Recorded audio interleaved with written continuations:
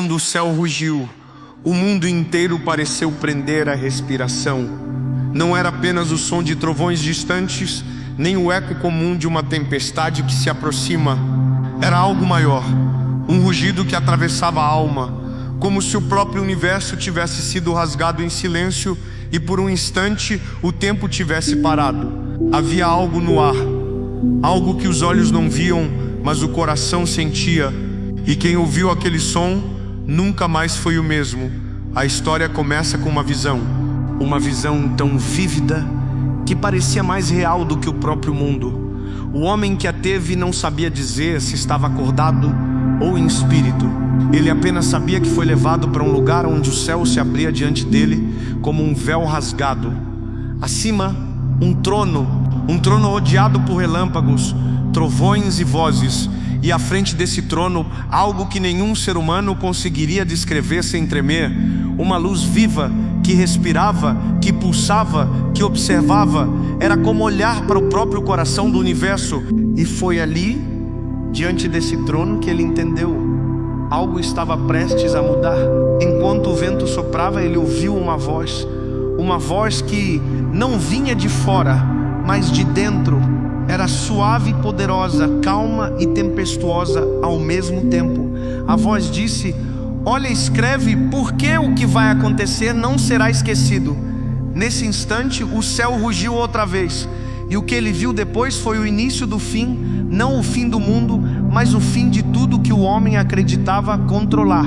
O chão tremeu, as águas se ergueram, as estrelas pareceram piscar em desespero.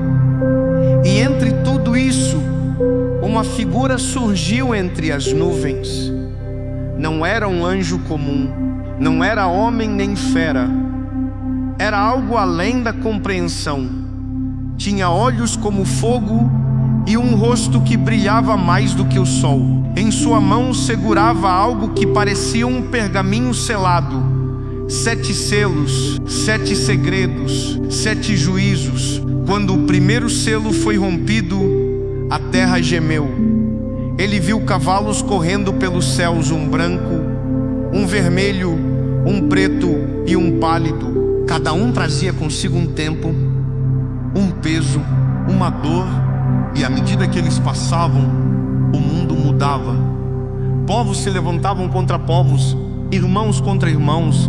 A verdade se tornava mentira, e a mentira uma nova verdade. O amor se esfriava e o medo se tornava lei. O homem esquecia o sagrado e se curvava diante do próprio reflexo. Ele tentou gritar, mas sua voz não saía. Queria avisar, mas ninguém o escutava. Era como se o mundo inteiro estivesse surdo, distraído com sua própria pressa, rindo enquanto o abismo se abria sob seus pés. E então veio a tempestade. O rugido que ecoou não foi o som de trovões, mas o som da própria criação, respondendo ao seu Criador. Era como se o céu dissesse: chega! As montanhas se moveram, o mar invadiu as cidades, o vento antes leve virou lâmina, e o homem, tão cheio de si, olhou para o alto e percebeu: o trono ainda estava lá, intocado, inabalável, o mesmo trono que ele havia esquecido, zombado, ignorado. E nesse momento ele viu que o trono não era um símbolo de poder distante, mas um lembrete de que toda autoridade vem de algo muito maior, que todo império humano tem um limite, que toda voz de orgulho será silenciada pelo som do céu quando ele decidir rugir outra vez. O homem caiu de joelhos, e enquanto as lágrimas se misturavam à chuva, ele compreendeu: o rugido não era apenas destruição, era um chamado, um último aviso, um convite à redenção. Porque antes que o fim chegue, sempre há uma chance de voltar. Mas poucos entenderam. Muitos olharam para o céu e culparam o Criador. Disseram: se ele existe, por que permite o caos? Mas o caos não vinha dele. O caos vinha da distância, da ausência, de um mundo que trocou a verdade por conveniência, a fé por distração e a esperança por fama. A visão continuou. Ele viu cidades caindo e outras nascendo. Viu o homem tentando reconstruir o que o orgulho destruiu. e no meio das ruínas viu um pequeno grupo. Pessoas simples, de olhos firmes e corações limpos. Elas não corriam, não gritavam, não temiam. Olhavam para o céu com confiança. E enquanto o resto do mundo via a tempestade, elas viam promessa. Porque sabiam que toda tempestade passa, mas o trono permanece. E quando tudo parecia perdido, o rugido cessou. O silêncio que veio depois foi ainda mais ensurdecedor.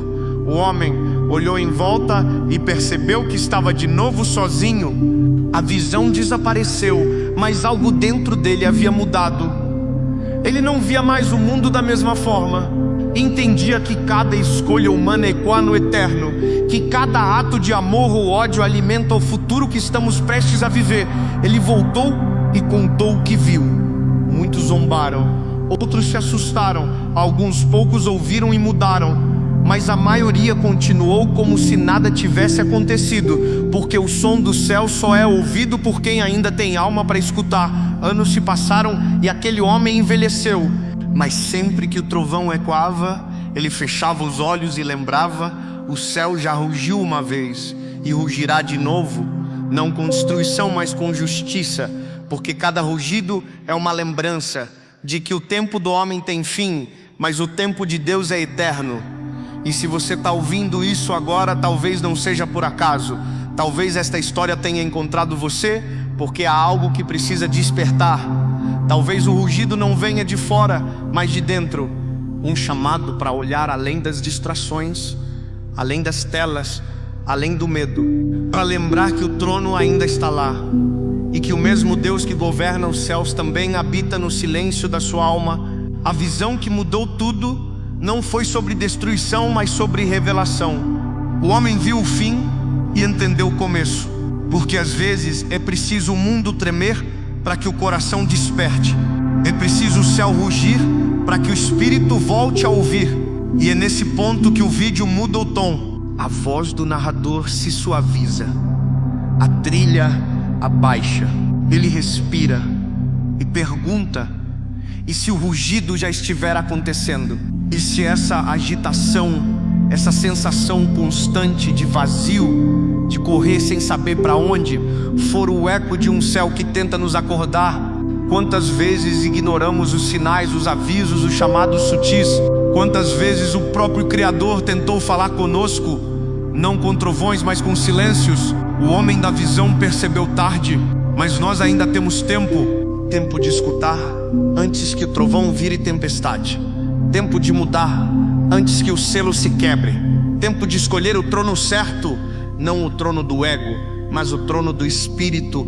E se você chegou até aqui, talvez também tenha sentido algo.